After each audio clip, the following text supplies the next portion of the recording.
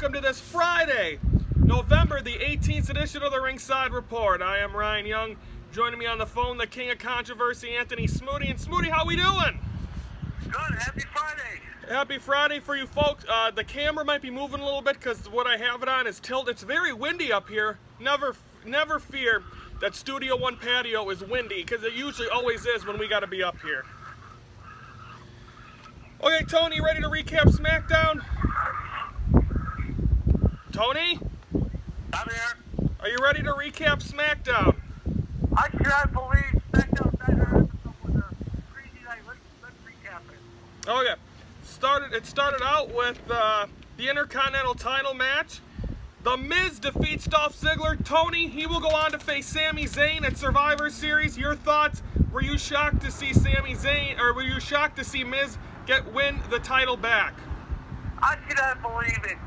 With the help of his wife, Marie, and the Spirit Squad, the Miz gets his Intercontinental title back. It's sad to see Dolph Ziggler lose the title in that controversy fashion.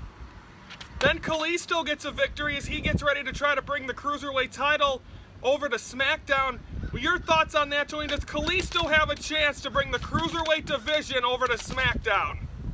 Hey, he might have a chance because Kalisto, he's got to prove to the Cruiserweight that he can do it, but I don't know, I think he's like a 25% chance to win it. We had Nikki Bella versus Carmella. That ends in a no contest as Charlotte from Raw, representing Team Raw's team, comes out, interferes in that match. And then we have a whole melee between them and then a bunch of stuff. Tony, you have a great... The women's match, is that underrated? Is that going to be... Could that be the best Survivor Series matchup on Sunday? Well, I agree with that because I think that the men are not going to perform well. I think that it's going to be second best to Brock Lesnar and Goldberg. Team SmackDown, the tag teams managed, I guess, by the tag team champions Heath Slater and Rhino. They defeated, I believe, what teams were on that other side? Was it? It was the Headbangers. It was the Ascension. Who else was over there? Guys, for SmackDown team? No, the other side, the team they faced. Oh, New Day, David Cesaro, Gale Davidson, and Big Cass and Enzo, Big Cass. No, not for Survivor Series, on SmackDown. Oh, I didn't really get to see the tag team match. That match was boring today. I turned that one off.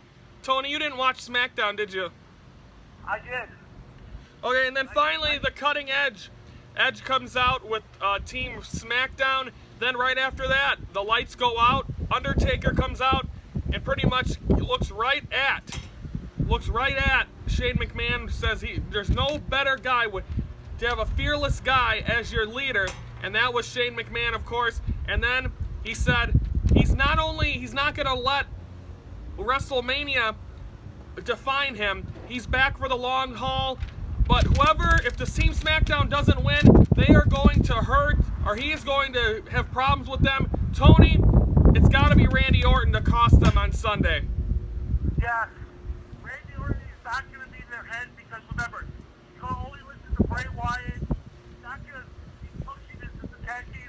He's going to come down to the classic Survivor Series. But just remember, in a little nugget, don't forget, Randy Orton has won 3 consecutive Survivor Series matches from 03 to 05.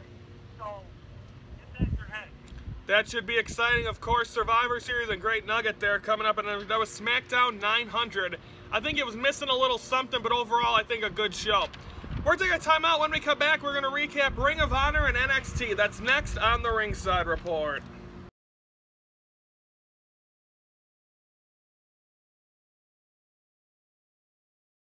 Welcome back here to the Ringside Report. It's a windy Friday, and Tony, before we get going, unfortunately, I was supposed to try to get tickets for us on Wednesday for WrestleMania.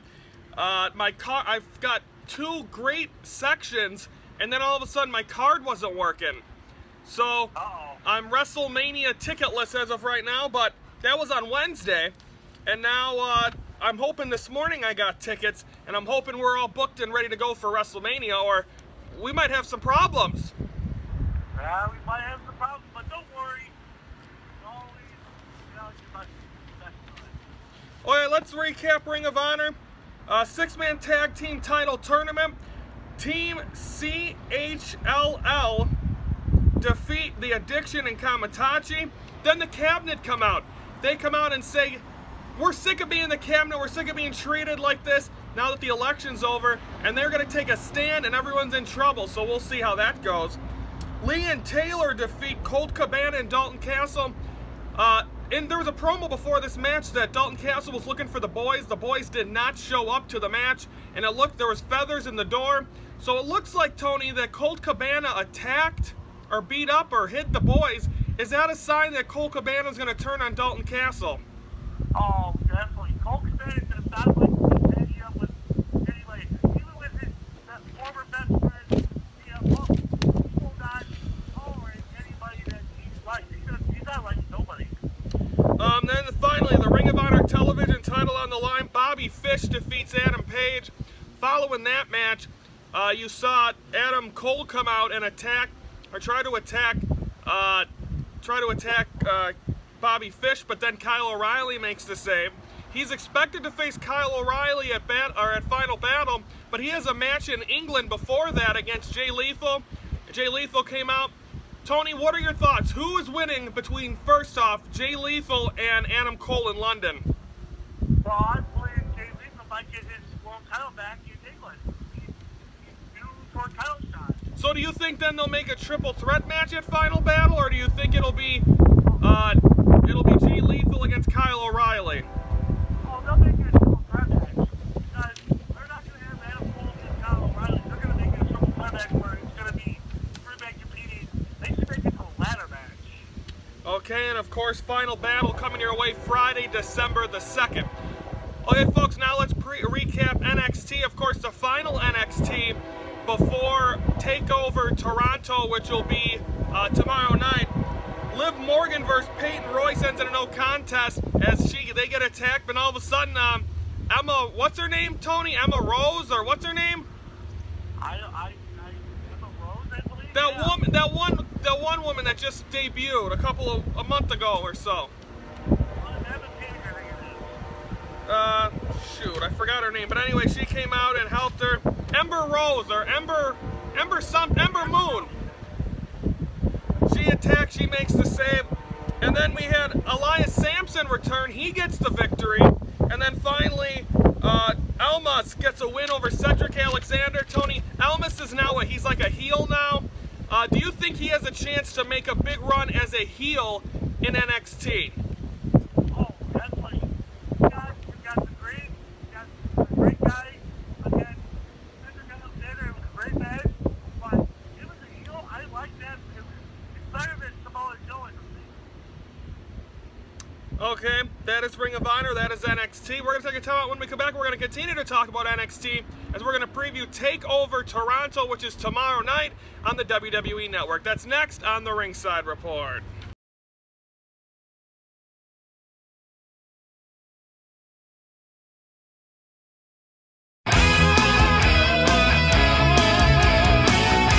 Okay, we're back here on the Ringside Report, the final segment before we set you off for a big wrestling weekend. There's some big indie shows going on this weekend. Also, you got TakeOver Toronto, which we're going to talk about right now. And you heard the intro to this. It's like a rock version of Oh Canada, which is pretty funny. Let's talk about this show, Tony. One match I'm looking forward to, the return of Mickie James going one-on-one against Asuka, who's been absolutely dominant in the women's division. She's had the title for almost a year already. Your thoughts? Does Mickie James have a chance to come in here and win the NXT Women's Championship? Well, you know, Mickie James hasn't been in the company in nearly 6 years, so it's going to be a rush for her to come back after a long layoff. But her being the women's champion would be a big push, and she's trying to get back into WWE television and everything. Do you think, like, Asuka's been a dominant force over the last year? Does it take a woman like Mickie James to be able to take that title and to knock her off that mountain she's been on since, I believe, TakeOver Dallas in a WrestleMania weekend? Well, yeah, you're definitely looking. Well, it reminds me of Charlotte. Charlotte was just nominated for the NXT TakeOver, when she won the title. She never would give it up until the time.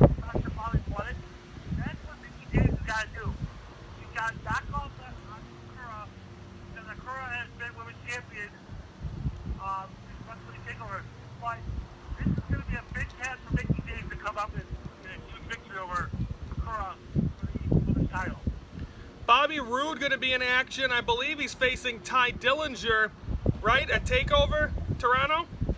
Yes. How's that reaction going to be? He's from Canada. Is it going to be glorious at the Air Canada Centre tomorrow night for Bobby Roode? It would be lovely for Bobby Roode to pick up victory, but you know Ty Dillinger is going to go for the upset, and he's going to avoid Bobby Roode's homecoming. So you're saying Ty Dillinger is going to get a victory in this match? I'm saying if Ty Dillinger is smart, gets the victory with Bobby Roode, because Bobby Roode's going to be so happy, he's going to be so killed for the coach to come back to Toronto, and wondering that he's going to get a victory over Ty Dillinger. And of course, your main event for the NXT Championship, it's going to be Samoa Joe getting his chance against Shinsuke Nakamura. Is the loser of this match going to be on the WWE roster by Monday? Oh, yes, definitely. I believe that Nakamura is going to retain the title. Samoa Joe's going to walk on the Survivor Series tomorrow night and make the next night and make Impact. So you're saying he's going to debut at Survivor Series? I say he's going to debut at Survivor Series, cost the team a match. Okay, of course, folks, ladies and gentlemen, that is NXT TakeOver Toronto. That'll be tomorrow night from the Air Canada Centre on the WWE Network. Tony, does that start at 7 o'clock Central or 8 o'clock? 8 o'clock Central. Your prediction right now, what's the match of the night?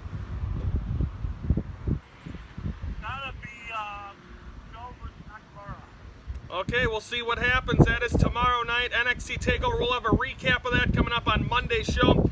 Preview for Monday, we're going to preview Raw and Smackdown, but also we're going to have the wrap-up from Survivor Series. We are going to have the wrap-up from TakeOver Toronto, and also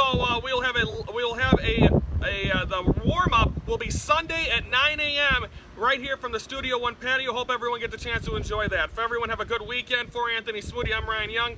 So thank you for watching the Ringside Report, your front row seat to all things wrestling.